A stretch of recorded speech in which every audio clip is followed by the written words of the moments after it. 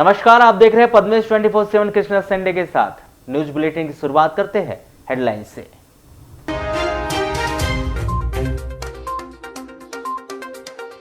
किरणापुर Lanji double money मामले में 10 करोड़ रुपए के साथ 11 आरोपियों की हुई गिरफ्तारी, 3 आरोपी गए जेल।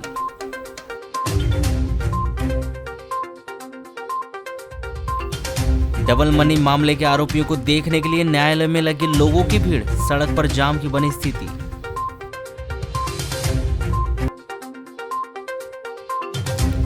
बाईस मई को जैन दीक्षा ले रहे सुराणा परिवार का निकाला गया शहर में वर्षीदान वरघोड़ा, बड़ी संख्या में उपस्थित रहे सकल जैन समाज के सदस्य। साहब के बंगले के पीछे बनी सिंचाई कॉलोनी में मूलभूत सुविधाओं का अभाव, बरसों से परेशान हो रहे लोग।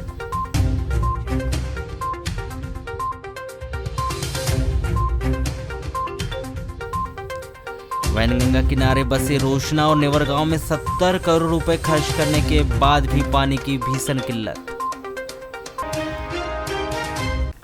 नगर मुख्यालय से 5 किलोमीटर दूर ग्राम पंचायत बघोली निवासी 28 वर्षीय शिवलाल मानेश्वर का 17 मई की सुबह करीब 9:30 बजे विद्युत करंट की चपेट में आने से मौत हो गई।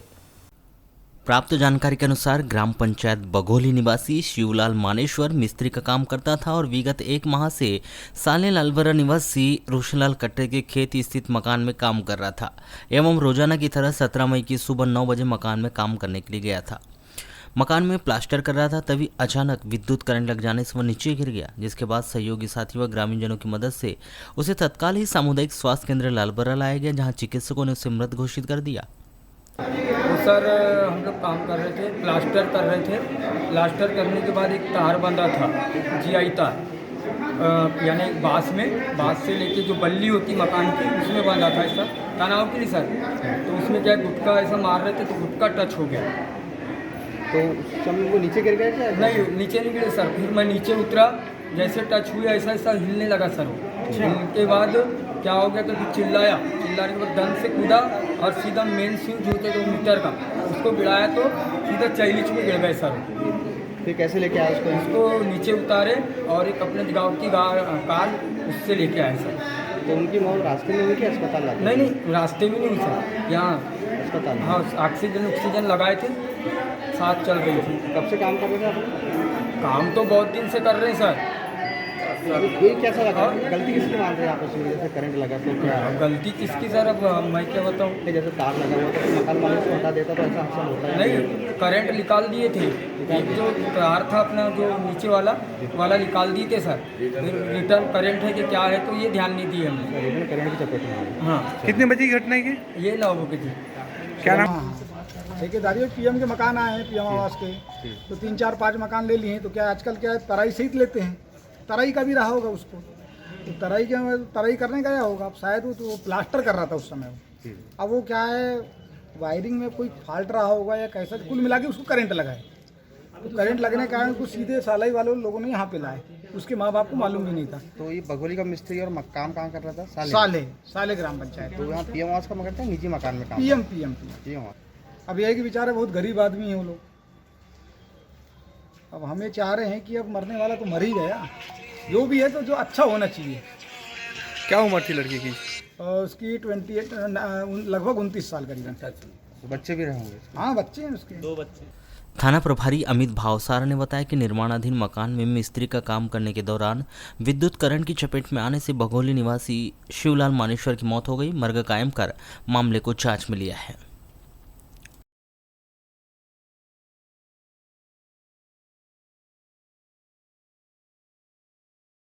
वन परिक्षेत्र बालाघाट के धापेवाड़ा के जंगल में तेंदुपत्ता तोड़ने गए एक व्यक्ति रीछ के हमले में घायल हो गया। घायल व्यक्ति योगेश पिता धुंधिया जी दमा है 35 वर्ष, बड़ी कुमारी बालाघाट निवासी को जिला अस्पताल में भर्ती किया गया है। प्राप्त जानकारी के अनुसार 17 मई को सुबह 5 बजे योगेश घर से अकेले ही तेंदुपत्ता तोड़ने के लिए जंगल गया था, तभी भालू ने योगेश पर हमला कर दिया। भालू के हमले में योगेश घायल हो गया। भालू ने योगेश के चेहरे को जख्मी कर दिया था। योगेश को बेहोशी की हालत में ऑटो से जिला अस्पताल बालाघाट लाकर भर्ती किया गया है। शहर के सिविल लाइन क्षेत्र को वैसे तो बेहद ही पॉश कॉलोनी के नाम से जाना जाता है। बाहर की चकाचौंध और बड़े साहब के बंगले को देखकर लगता भी है ऐसा ही है कि लेकिन इसके भीतर का दर्द कुछ अलग ही है। दरअसल सिविल लाइन क्षेत्र में बड़े साहब के बंगले के पीछे स्थित सिंचाई विभाग की संजय सरोवर कॉलोनी के हालात देखकर तो यही लगता है कि नगर पालिका और स्वयं सिंचाई विभाग के आला अधिकारियों को अपने ही चतुर्थ श्रेणी कर्मचारियों की सुविधाओं का कोई ख्याल नहीं है। नतीजा वर्षों से यहाँ पर बने झोपड़े नुमा घरों की मरम्मत तक नहीं की गई है। साफ सफाई तो बहुत दूर की बात है, मुख्य सड़क से इस कॉलोनी तक जाने के लिए सड़क नहीं बनाई गई। रही बात सफाई की तो यह सब कुछ इन्हीं लोगों को करना पड़ता है। यहाँ तो हम लोगों को इस एरिया में आए हुए तो 14 साल होने लगे और यहाँ तो देखो तो पूरे हम लोगों के रहते में हम लोगों ने इतनी साफ सफाई भी किए हैं और यहाँ तो इतनी गिट्टी मतलब रेत वेत सब ही चीज़ थी और गाड़ियाँ निकालने में भी बहुत दिक्कत जाती है, बहुत परेशानियाँ जाती है। तो विभाग ध्यान दे रहे हैं कि नहीं दे रहे? नहीं देते ना, इधर कुछ कोई भी ध्यान नहीं देता है। जैसे अगर मान लो रोड के लिए भी 1-2 बार जैसे पार्षदों को बोलो तो कुछ सुनता ही है नहीं है। ये क्या नगर पालिका के अंडर में आ रहा है क्या विभाग के अंदर? हाँ, नगर पालिका के अंदर में आता है ना, नगर पालिका के अंदर में आता तो आपने बोले नहीं कि कभी पार्षद उर्षद को? बोले थे 1-2 बार तो कुछ सुनवाई तो है ही नहीं है। इस एरिया में तो बोलते ही नहीं है। अच्छा, फिर भी क्या लग रहा है क्वार्टर्स वगैरह जो देख रहे हैं इस हालात में? आर्थिक स्थिति है, मकानों की सुधरना चाहिए, सड़क वड़क भी बनना? हाँ, सड़क बनना चाहिए, कम से कम जाने आने की सुविधा होना चाहिए। जैसे उधर की है, इस एरिया में तो कभी कभी इतने महीनों से लाइटें कौन रहती तो लाइटें भी नहीं लगाते हैं। कब से रह रहे हैं यहाँ पे आप? 14 साल। 14। क्या हालात है अभी इसके? बस खुद बना रहे हैं, खुद रह रहे, कुछ सड़क वड़क नहीं। तो इसके 14 साल पहले से ही ऐसी हालत है क्या? पहले से ही ऐसी हालत है। तो आप लोगों ने बोले नहीं कि कभी विभाग को? PWD के अंडर में आता है ये। PWD की इरिगेशन? PWD के अंदर में आता है। तो ये बने ही नहीं है मतलब ये अभी भी? क्या होना चाहिए था फिर भी थोड़ा छत वत तो अच्छे से कर दे अभी इसके? अभी तो वो सब ऐसी है पूरा जो देख रहे हैं आप, बस वैसी है पूरा। तो मेंटेनेंस कौन करता है इसका? मेंटेनेंस यही करते होंगे बस। कौन सा? इरिगेशन वाले। ये इरिगेशन विभाग की कॉलोनी की? पूरी इरिगेशन की कॉलोनी। अच्छा, तो मेंटेनेंस हुआ है कि नहीं हुआ यहाँ? नहीं हुआ है अभी तक। क्यों, क्या लग रहा है क्या क्या होना था मेंटेनेंस के नाम पे? मेंटेनेंस में क्या पौधे वौधे ये हो, अपना साफ सफाई है, कुछ है, सड़क लड़के खेलते हैं, सड़क देख रहे हो आप। जी 9 क्वार्टर में। कौन सी कॉलोनी बोलते हैं इसको? ये इसको संजय सरोवर कॉलोनी बोलते हैं। संजय सरोवर। क्या हालात है अभी इसका? हालात ये इसकी मेन समस्या ये है सर कि जो रोड देख रहे हैं आप, ये रोड जब से हम लोग आए यहाँ पे तब से इस तरीके की है और अंदर आप थोड़ा सा इधर से अंदर जाएंगे तो यहाँ पे बहुत कचरा गाड़ी रहता है। यहाँ पर जानवरों जैसे समझ लीजिए कि सुअर वुअर का बहुत इधर वो है, हम हमेशा कभी इधर सुअर पीछे नाली की तरफ पड़ी मिलेगी, कुछ बास वास आती रहती है, बस हमेशा वही चलते रहता है। ये जो सड़क है तो बनी नहीं है जब से हम आए तब से। कितने साल से रह रहे हैं? हमको आए यहाँ 4-5 साल हो गए तब से। तो ये रोड ऐसी, इसके पहले भी ये वाली मेन रोड जो थी वो ऐसी टूटी फूटी थी, पर अब यहाँ से कलेक्टर साहब को घर है तो यहाँ से थोड़ा बहुत सही हुई है, लेकिन ये रोड तो कभी बनी ही नहीं। घर के हालात तो सर अब ऐसा है कि आजू बाजू का जो रास्ता है उसी से तो घर का इफेक्ट पड़ता है ना। मतलब जीर्ण शीर्ण हो चुके हैं पूरे? हाँ, नहीं वो तो अब गवर्नमेंट क्वार्टर जो रहते हैं वही थोड़े बहुत उनकी देख रेख करते हैं, तो बाकी कोई देख रेख नहीं करता? नहीं, बाकी कौन देख सकता है। इस विषय पर जब हमने सिंचाई विभाग के SDO YS ठाकुर से चर्चा की तो उन्होंने भी जानकारी यही दी कि इस कॉलोनी में रहने वाले कर्मचारियों के मकानों की मरम्मत या अन्य खर्चों के लिए किसी भी तरह की कोई राशि नहीं आती है। यहाँ रहने वालों को स्वयं अपने खर्चे पर इन मकानों की मरम्मत करनी होती है। एक संभ्रांत परिवार और उच्च शिक्षित पत्नी और एक होनहार पुत्र के साथ सांसारिक जीवन को त्याग कर सुराना परिवार के युवा 40 वर्षीय मुमुक्षु राकेश सुराना, 36 वर्षीय पत्नी मुमुक्षु लीना सुराना और 11 वर्षीय अमय सुराना तीनों एक साथ संयम और अध्यात्म के पथ पर वैराग्य जीवन जीने की ओर अग्रसर है। इनके द्वारा आगामी 22 मई को अध्यात्म योगी महेंद्र सागर जी महाराज से प्रेरित होकर जयपुर में जैन भगवती दीक्षा ग्रहण की जा रही है। दीक्षार्थी परिवार के अभिनंदन के लिए संयम शौर्य उत्सव का आयोजन 16 मई से प्रारंभ हो गया है। स्थानीय वैद्य लॉन में सुराना परिवार के द्वारा दीक्षार्थियों का अभिनंदन किया गया। वहीं 17 मई को प्रातः श्री पार्श्वनाथ भवन से दीक्षार्थी परिवार के द्वारा एवं 10 दिशाओं को गुंजाता वृत्ति धर्म का जयनाद करने वाला भव्य वर्षीदान वर घोड़ा प्रातः 8:15 पर अहिंसा द्वार काली पुतली चौक से निकाला गया। यह शोभा यात्रा नगर के प्रमुख मार्गों का भ्रमण करते हुए इतवारीगंज स्थित कृषि उपज मंडी परिसर पहुंचकर समाप्त हुई। इस दौरान सकल जैन समाज के बड़ी संख्या में लोग मौजूद रहे। इनकी शान में समाज की महिला, पुरुष, युवक, युवतियां नाचते थिरकते रहे। सुराना परिवार के तीनों मुमुक्षुगणों का नगर के सामाजिक बंधुओं के द्वारा जगह जगह तिलक लगाकर स्वागत वंदन किया गया। इसके बाद 11:30 बजे साधर्मी वात्सल्य कृषि उपज मंडी इतवारीगंज में बालाघाट में दीक्षार्थी परिवार के द्वारा करवाया गया तथा संध्या 6:15 पर कुमारपाल महाराज जी की आरती सकल संघ के साथ ही पार्श्वनाथ भवन से जिन कुशल सूरी दादाबाड़ी हेतु प्रस्थान करेगी एवं रात्रि 8 बजे से भव्य अभिनंदन समारोह कार्यक्रम का आयोजन कृषि उपज मंडी इतवारीगंज बालाघाट में किया गया। 18 मई को प्रातः 9 बजे अष्टोत्तरी महापूजन संगीतकार पीयूष भाई शाह मुंबई के द्वारा श्री पार्श्वनाथ भवन मेन रोड बालाघाट में होगा तथा 19 मई को प्रातः 6 बजे संसार से संयम की ओर विदाई मुमुक्षु राकेश, मुमुक्षु अमय, मुमुक्षु लीना सुराना की बालाघाट से जयपुर के लिए प्रस्थान सुराना निवास धनराज कॉम्प्लेक्स से होगा।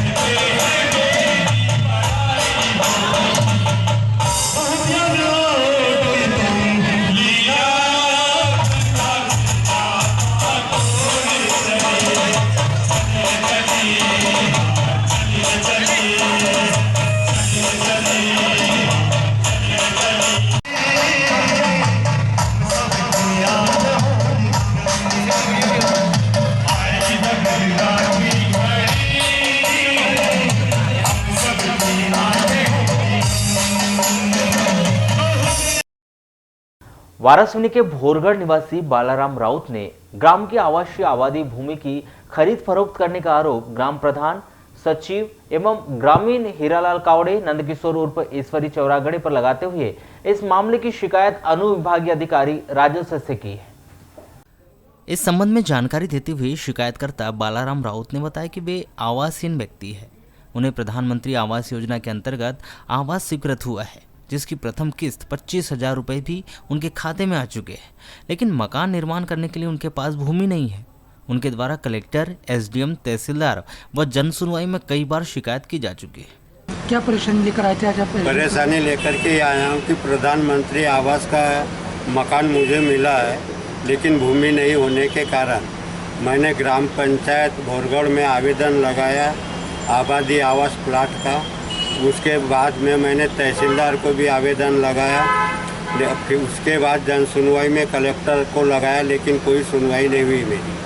ये अभी आप कहाँ रहते हैं? अभी किस मकान में रहते हैं? अभी जिस मकान में मैं रहता हूँ वो ज़मीन कास्त की है और अन्य लोगों के नाम पर दर्ज है। मकान बनाने हेतु मुझे ज़मीन नहीं है।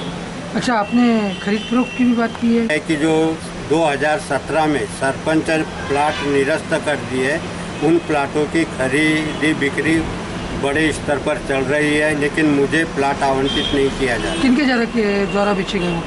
वो बेचे गए जिनके नाम से प्लाट है उनके द्वारा बेचे जा रहे हैं और माफिया टाइप के लोग खरीदी बिक्री कर रहे हैं। भोरगढ़ पंचायत के सचिव राजू रामटेके ने बताया कि किसी भी प्रकार से आबादी की जमीन वर्तमान में नहीं है और खरीद फरोख्त का आरोप लगाया जा रहा है, उसकी जानकारी नहीं है। कुछ दिन पहले ही मैं स्थानांतरित होकर भोरगढ़ पंचायत में आया हूं। पट्टे मेरे से पहले ही दे दिए गए हैं। किरणापुर क्षेत्र के आंगनबाड़ियां और स्कूलों में मध्याह्न भोजन बनाने वाली स्व सहायता समूह की महिलाओं को पिछले 7 माह से मध्याह्न भोजन की राशि नहीं मिल पाई।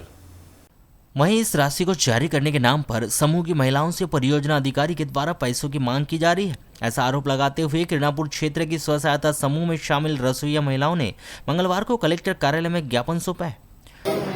बात वो है कि हमारे यानी किरणापुर ब्लॉक में 7 माह से आंगनबाड़ी में जो हम खाना खिलाते हैं उसकी राशि 7 माह हो गई। नवंबर से आज तक की राशि, आज मई तक की राशि हमें प्राप्ति ही नहीं हुई।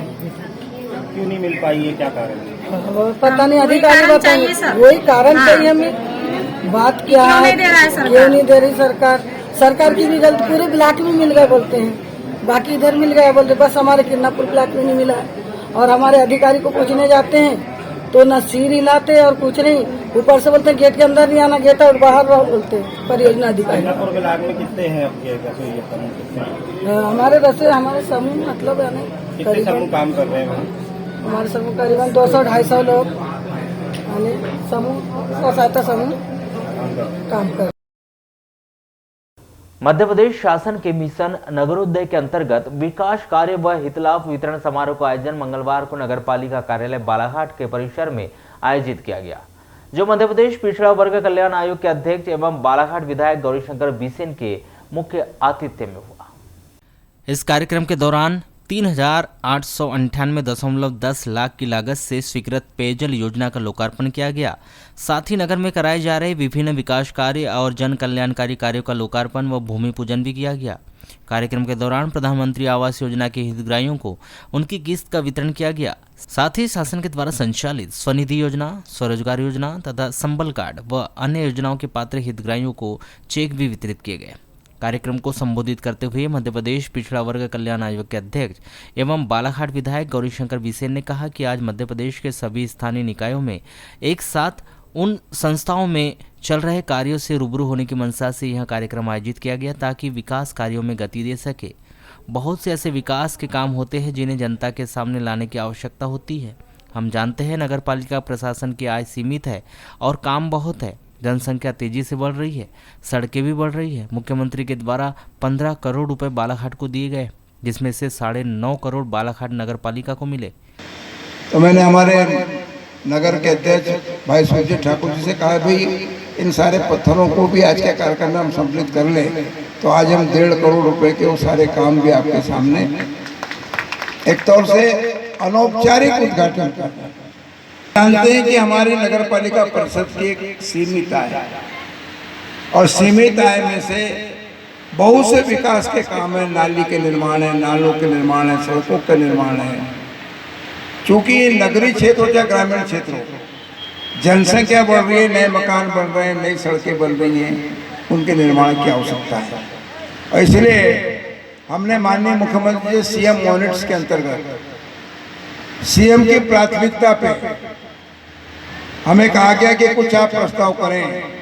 तो हमने माननीय मुख्यमंत्री जी के सामने सीएम प्राथमिकता पे हमें 15 करोड़ के प्रस्ताव देने थे, तो 9.5 करोड़ रुपया वाला नगर पालिका क्षेत्र को दिया, 9.5 करोड़।